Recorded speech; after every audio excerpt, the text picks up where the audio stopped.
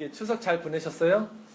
맛있는 거 많이 먹었나? 전도사님은 루틴 아시죠? 이렇게 반복되는 생활이 참 편한 사람이라 오히려 연휴가 생기면 막 패턴이 바뀌니까 힘들더라고요.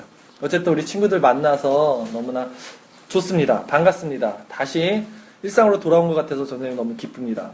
우리가 지금 읽은 본문에는 예수님의 12제자들, 12사도라고도 해요. 이름이 나와요. 전도사님이 처음 사역할 때 우리 아내의 남동생도 같이 사역을 시작했어요. 그 처남이 이랬어요. 우리 아까 읽었던 12명의 제자 있죠. 뭐 다데오, 바돌로메. 그걸 다 외워. 그래서 내가 왜 외우니? 그러니까 내가 이제 전도사인데 이 정도는 외워야 되지 않겠냐. 예수님의 12제자는 이름은 알아야 되지 않겠냐. 내가 전도사인데 막 이러면서 외우더라고요. 전도사님 몰라요 아직도. 그거 모른다고 천국 못 가는 게 아니거든.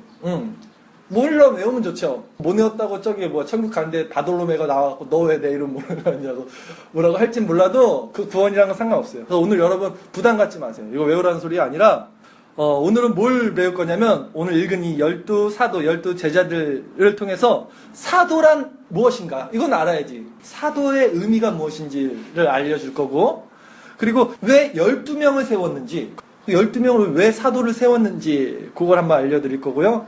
그리고 이들에게 예수님이 명하신 일과 그것이 우리에게 의미하는 바가 무엇인지까지 한번 살펴보도록 할게요. 우리 다시 한번 1절 말씀부터 한번 읽어봅시다. 예수께서 그의 12제자를 부르사 더러운 귀신을 쫓아내며 모든 병과 모든 약한 것을 고치는 권능을 주시니라. 예수님이 12제자를 부르셨어요. 이 부르신 시점이 지금 마태복음 10장에 나오지만 사실 다른 복음서와 대조 비교해보면 부르신 시점은 훨씬 이전이에요. 산상수훈 배웠었죠. 그 전에 부르셨어, 사실 12명. 근데 왜 이제 와서 마태복음 10장까지 와서 제자를 부르시는 장면이 나오냐 하는 거는 그냥 이 사도의 직분을 소개하는 차원이에요. 실제적으로 부르신 거는 이전의 일입니다. 그래서 예수님께서 많은 능력을 행하셨죠. 나병 환자도 고치시고 하물며 죽은 사람도 일으키시고 12에 혈류증 걸린 여자도 고치시고 이렇게 기적을 행했는데 오늘 이 제자들에게 주신 능력이 바로 그거예요. 예수님이 행했던 능력을 그대로 제자들에게 주신 거죠. 아까 1절 말씀해보면 귀신을 쫓아내고 병과 약한 것을 고치시는 거예요. 능력을 받으면 제자들 기분이 어땠을까? 여러분 만약에 예수님이 여러분에게 병 고치는 능력, 귀신을 쫓아내는 능력, 죽은 사람을 하물며 일으키는 능력을 줬다고 생각해봐요. 나는 엄청 신났을 것 같아. 전사님 가끔도 지금도 잠 안 올 때 무슨 생각하냐면 엑스맨 좋아하세요? 엑스맨? 능력이 다 개별적으로 틀려요.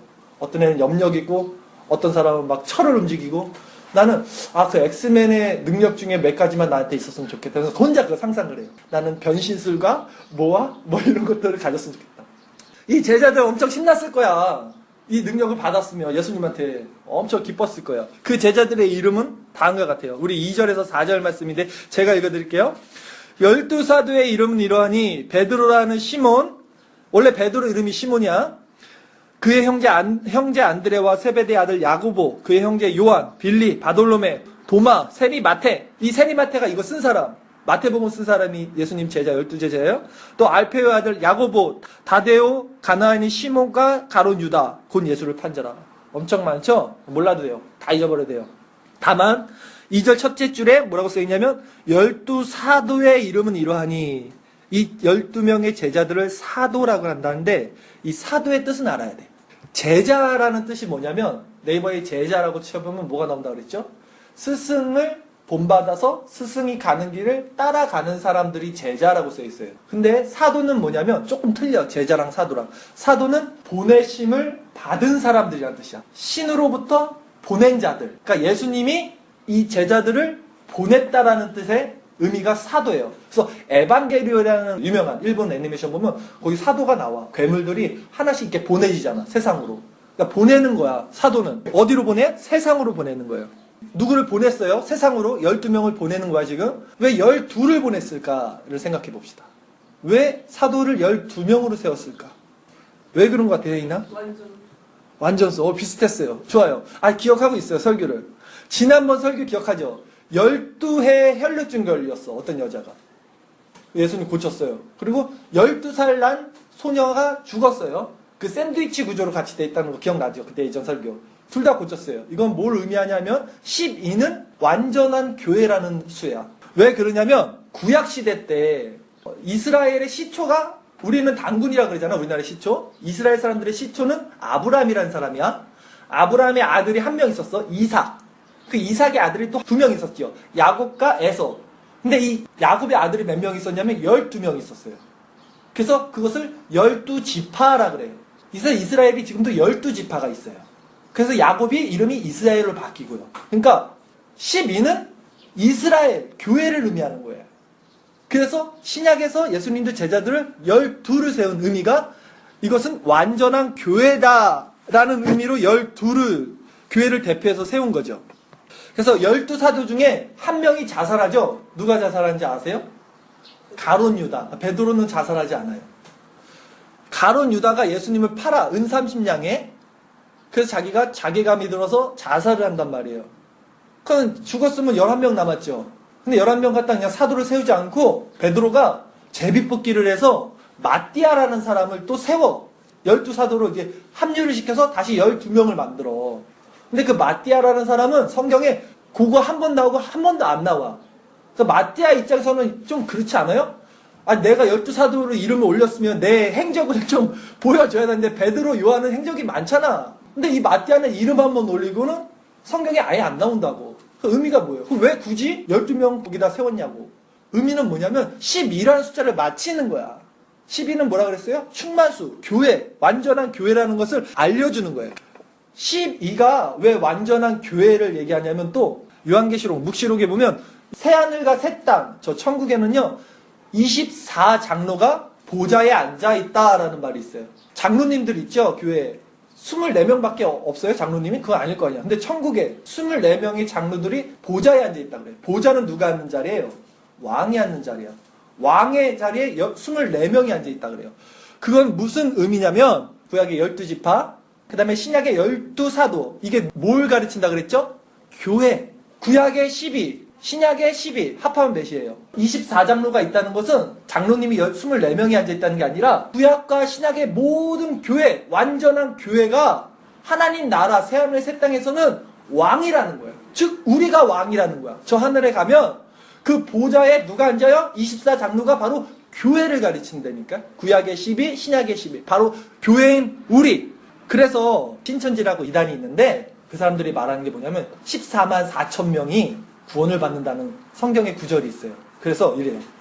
14만 4천 명 안에 들면 구원을 받고 14만 4천 한 명째는 구원을 못 받아. 그래서 자기네 교리를 믿으면 14만 4천에 들어오는 거야. 그래서 그 사람들만 구원을 받는다 그래요. 성경을 그렇게 해석해요. 그 14만 4천이라는 수가 어디 나오냐면 요한계시록에 나와요.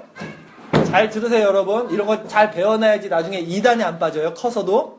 근데 14만 4천은 그 사람들이 해석하는 문자적인 거. 그냥 진짜 14만 4천 명이 천국 가는 게 아니라 그러면 얼마나 많은 사람이 다 지옥 가겠어. 14만 4천이 아니면. 뭐냐면 아까 12가 교회라는 숫자를 했죠. 12 곱하기 12가 뭘까? 계산 빠른 사람. 암산으로. 아니. 144. 144가 12 곱하기 10이야. 그리고 거기 1000은 뭐냐면 14만 4천이니까 곱하기 1000이잖아. 144 곱하기. 1000은 성경에서 충만수, 완전수를 의미해. 즉 14만 4천은 12 곱하기 1000. 이것이 완전한 교회다. 그 사람들이 구원을 받는다라는 의미예요. 문자적으로 숫자적으로 정말 14만 4천이 구원을 받는 게 아니라는 거예요. 이해 가였죠? 근데 그러면 왜 성경을 이렇게 어렵게 써놨고 우리가 헷갈려? 왜 암호처럼 그렇게 써놨냐 했을 때 이유를 설명해 줄게요. 이 요한계시록에 14만 4천을 썼다 그랬잖아요. 요한이라는 사람이 쓴 거예요. 배경이 뭐냐면 왜 이렇게 알아듣지 못하게 비밀스럽게 썼냐면 요한이라는 사람이 예수님의 12제자 중에 한 명이에요. 그 사람은 오래 살았어. 100살이 넘게. 딴 사람들은 다 순교하고. 그래서 죽지 않고 순교당하지 않고 반모섬이라는 섬에 유배를 당했어. 당시는 로마가 이스라엘을 압제 속에 통치하고 있었던 데인데 예수님 믿는 사람들을 자꾸 죽였단 말이야. 근데 단지 요한은 반모섬이라는 곳에 해서 거기서 이제 수감 생활을 했어. 그래서 요한이 거기서 반모섬에서 편지를 써요. 그게 바로 요한계시록이에요. 근데 이 편지를 누구에게 쓰냐면 교회들에게 쓰는 거야. 이스라엘 사람들에게. 그런데 이걸 쓰려고 보니까 당신은 로마가 세상을 지배하기 때문에 로마의 황제, 왕이 신이다. 그런데 이스라엘의 왕은 누구예요? 하나님이잖아. 근데 요한이 이거를 이스라엘 사람들아, 우리 왕은 로마 황제가 아니라 하나님이다. 이거를 써서 보내려고 하면 감시병들이 이렇게 지키고 있잖아, 반모섬에서. 근데 그걸 딱 편지를 보면 이걸 보내겠어요, 안 보내겠어요? 안 보내줄 거 아니야? 그래서 로마 사람들은 모르지만 이걸 딱 보면 유대 사람들은 다 알아. 그 의미를. 14만 4천이 뭘 의미하는지. 또 요한계시록에 나오는 그 상징적인 내용들이 다 구약에 이미 나왔던 거거든요. 이스라엘 사람들은 알아듣는데 로마인들은 못 알아듣는 그런 언어로 이스라엘 사람들에게 편지를 쓴 게 요한계시록이야. 그래서 이렇게 어렵게 쓴 거야. 메시지를 주는 거예요. 그러니까 우리나라에 이런 말 있었죠, 예전에. 우리나라에 한 2년 정도 살면 외국인들이 한국말 잘해요. 근데 그 사람들 보고 제가 나란 말씀이 중국에다와 문자로 서로 사마띠 아니할세, 이런 절차로 어린 백성이 느르고저 흡배이셔도 마참내, 이거 아세요 여러분? 몰라 이거? 안 배웠어요? 안 배워요 요즘? 이게 훈민정음이야. 세종대왕이 만든 처음 우리나라 말이야. 내가 이걸 말하면 이 사람들이 무슨 말 하는 거예요? 그 한국말 아니잖아요. 이래요. 나란 말씀이 중국에다 다. 나란 말이 중국에다가 문자로 서로 사마띠 아니할세. 그러니까 근데 우리나라 사람들은 알아. 선생님이 아시죠? 우리나라 사람들 이걸 알아. 훈민정음을. 근데 외국인들은 몰라. 이런 거야. 요한계시록에 쓴 이런 14만 4천 바다의 용, 무서운 것도 막 사자의 얼굴, 로마인들은 이해 못하지만 이스라엘 사람들은 아 이거 구약에 다니엘에 나왔던 거네. 다 알아듣는다고. 그래서 성경이 조금 어려운 거야. 그런데 우리는 마찬가지로 잘 모르니까 이거를 14만 4천을 아 이게 14만 4천만 구원받는구나. 이렇게 해석해버리는 거예요. 잘못된 해석이죠. 그러니까 잘 배워야 돼. 잘 배우고 잘 가르치는 사람에게 배우는 게 정말 중요하죠. 자, 마지막으로 그러면 예수님께서 이 12사도에게 능력을 주신 이유는 무엇이에요? 엑스맨의 능력처럼 이 능력, 죽은 자를 살리시고 병든 자를 고치시고 이 능력을 왜 주시냐면 아까 1절 말씀에 예수께서 그 12제자를 부르사 더러운 귀신을 쫓아내며 모든 병과 모든 약한 것을 고치는 권능을 주셨다고 그랬는데 병든 자, 죽은 자, 귀신 이런 것들은요 다 죄로 말미암아 세상에 들어온 것들이거든요.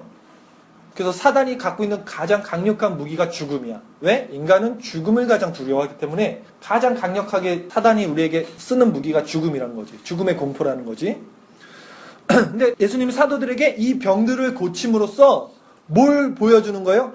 하나님 나라의 모형. 하나님 나라에는 더 이상 죽음도 고통도 귀신도 죄도 없다라는 것을 보여줘라. 니네가 이 죄와 사망에 얽매인 이 세상 사람들에게 이 하나님 나라는 이런 것이다라는 것을 외쳐라 하고 그 능력을 주신 거예요. 단지 죽은 자 살리라는 게 아니라. 그 죽은 자 살리면 뭐 하겠냐고. 그 사람 지금도 살아있진 않을 거잖아. 그래서 하나님의 사역은 모형이라는 거예요. 결론적으로 정리해서 말씀드릴게요. 사도의 뜻은 무엇이었죠? 사도. 보내심을 받은 자들. 누구에게 보내심을 받았어요? 예수님한테. 어디로 보내심을 받았어요? 세상으로. 세상에 가서 뭘 해요? 그러면 하나님 나라를 전해라. 사망과 죄악과 질병과 모든 연약한 것을 고쳐줌으로써 하나님 나라는 이런 것들이 지배하지 못해 라는 것을 보여줘라. 그 보내심을 받은 것이 사도. 그런데 왜 12명을 세웠어요? 12명은 뭐라 그랬죠? 12는 교회. 구약의 12지파, 신약의 12사도. 그래서 천국에는 구약의 교회, 신약의 교회 12 더하기 12 누가 있어요? 보좌에 누가 앉았어요? 장로들이 몇 명이었어요? 24명. 구약과 신약의 모든 교회 장로가 24명이 보좌에 앉아있다 그랬죠. 보좌, 왕이 앉는 거야. 즉 우리가 저 하늘나라 새하늘 새 땅에 가면 우리가 왕이 되는 거야. 그래서 왕의 자리에 우리가 딱 앉아있는 거야. 근데 요한계시록에 보면 왕이 되지만 그 보좌의 왕관을 하나님께 또 드린다 그래요. 우리 성도는 우리가 왕이지만 또 그 왕관을 하나님께 드리는 거죠. 자, 이곳에서 잃어버린 양들에게 이제 죄와 사망으로 고통받는 자들에게 하나님 나라를 이렇게 보여주는 것이 사도의 직분이었죠. 그러니 이제 교회인 우리는 이 땅에서 이제 여러분들 어떻게 살아야 돼요? 아, 내가 왕이었구나. 저 하나님 나라에 가면 내가 그 보좌에 앉는구나. 죄와 사망이 더 이상 나를 해치지 못하는구나. 이것을 바라보면서, 이것을 소망하면서 이것을 위로 삼아서 이 땅에서 힘들더라도 핍박을 받더라도 고난을 당하더라도 사도적 교회의 본분을 지키면서 여러분들에게 복음을 전하면서 세상 사람들에게 야, 이 땅이 전부가 아니야. 하나님 나라가 있다. 힘내라 교회야. 당당히 외치면서 살아야 할 본분이 여러분들에게 있는 거예요. 이 시간에 우리 같이 기도를 한번 해봅시다. 어떤 사람들은요, 지금도 사도들이 있다 그래요. 이 시대 12사도 말고 지금도 사도가 있다 그래요. 그래서 그것을 신사도 운동이라 그래요. 위험한 거예요. 사도는 없어요, 이제. 끝났어요. 12명 사도가 끝이야. 왜냐하면 사도가 지금도 있으면 성경이 계속 기록돼야 돼. 이 성경 신약이 사도들이 쓴 거거든요. 성경은 이미 무효해. 그리고 완전하게 완성됐다 그래요. 그래서 여기서 뭘 더하거나 뭘 빼면 저주를 받을 거라 그러는데 사도가 있으면 안 되죠. 이미 성경은 완성된 거야. 우리가 바로 그 사도적 교회인 거야. 그러니까. 자, 여러분 작은 힘을 갖고 함께 기도하면서 하나님께 나가겠습니다. 우리 기도하겠습니다.